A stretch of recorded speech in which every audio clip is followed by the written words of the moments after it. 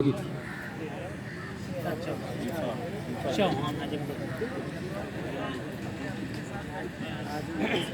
पहले इस चुनावी जनसभा की अध्यक्षता करें हम श्रद्धेय अध्यक्ष जी और इस गाजीपुर के प्रभारी जिला के प्रभारी आदरणीय कौशलेंद्र सिंह जी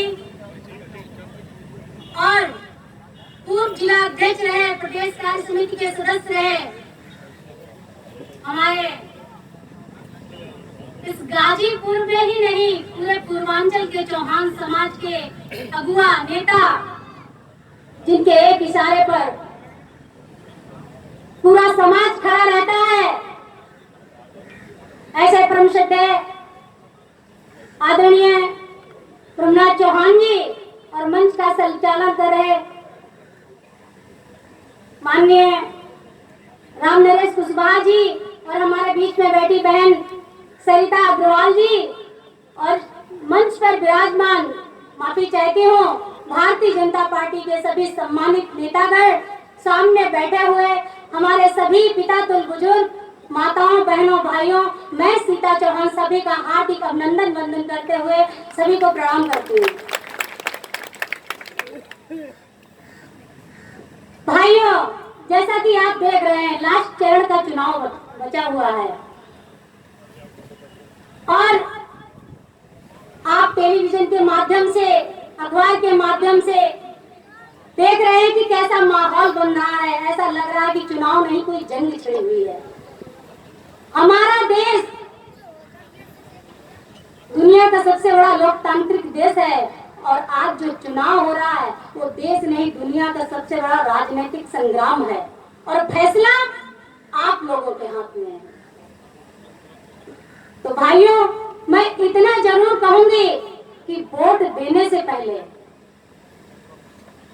आप किसको वोट करने जा रहे हैं। हमारा वोट हमारी किस्मत बना भी सकता है और हमारी किस्मत बर्बाद भी कर सकता है। हम आगे भी बढ़ सकते हैं और हम बर्बाद भी हो सकते हैं, इसलिए फैसला आप लोगों के हाथों में है। एक तरफ वो लोग जिन्होंने लंबे समय तक हिंदुस्तान की गद्दी पर बैठकर देश को लूटने का काम किया और दूसरी तरफ देश नहीं, दुनिया के वो ताकतवर नेता जिन्होंने 5 साल में कैसे गरीबों की सेवा की जाती है, कैसे गरीब मजदूर असहाय के जीवन में चिराग उम्मीदों का जलाया जाता है, ये साबित करके दिखाया।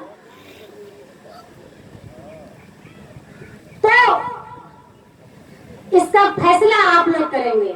मैं गाजीपुर में कई दिनों से हूँ, तो यहाँ लगता है कि जैसे हर जगह लोग कहते हैं कि माननीय मंत्री जी का जगह जगह पे काम बोल रहा है। इतना काम किए, मुझे लगता है कि शायद प्रदेश में बनारस को छोड़ के दूसरे नंबर पे गाजीपुर का विकास हुआ है। हुआ या नहीं? हुआ है। तो वोट मांगने का अधिकार भी माननीय मंत्री जी को है या नहीं?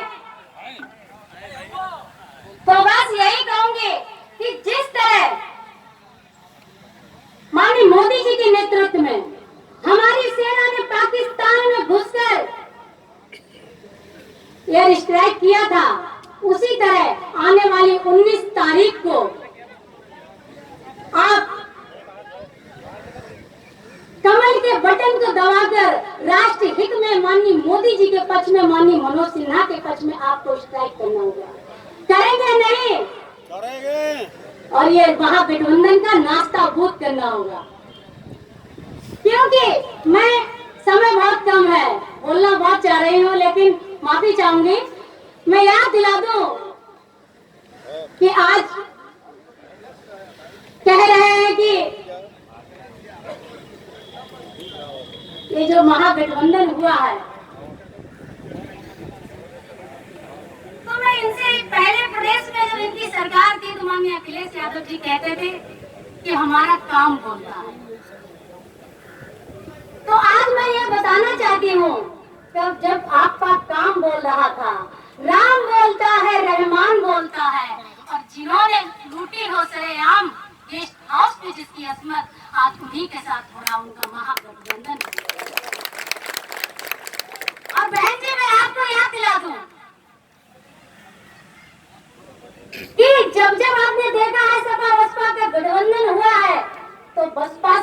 में आई है।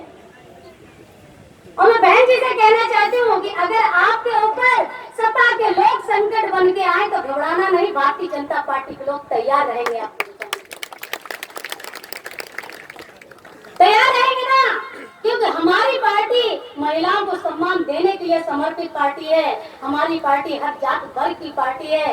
इसलिए ज्यादा कुछ ना कहते हुए, क्योंकि संचालक महोदय खड़े हुए हैं, बस इतना कहूंगी कि जिस साग पे उल्लू बैठा हो अंजामे गुलिस्ता क्या होगा।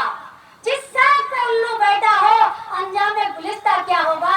और जिस महागठबंधन में सारे के सारे नेता ही उल्लू बैठे हो, उस देश का अंजामे हाल क्या होगा, अंजामे हाल क्या होगा। इसलिए आप लोगों से ये कहना चाहती हूँ कि सौगंध तुम्हें इस मिट्टी की, तुम इतना फर्ज निभा देना, सब काम मोदी जी कर लेंगे, सब काम माननीय मंत्री जी कर लेंगे, तुम कमल का बटन दबा देना, तुम कमल का बटन दबा देना। आने वाली 19 तारीख को कमल के सामने वाली बटन को दबाकर माननीय मनोज सिन्हा जी को हिंदुस्तान के संसद में दोबारा पहुंचाने का काम करें और माननीय मोदी जी के हाथों को मजबूत करें। इन्हीं शब्दों के साथ यह मंच पर विराजमान सभी अपने वरिष्ठ नेताओं का सम्मान करते हुए, हार्दिक अभिनंदन वंदन करते हुए, आप सबका आभार व्यक्त करते हुए प्रणाम करती हूँ। भारत माता की जय।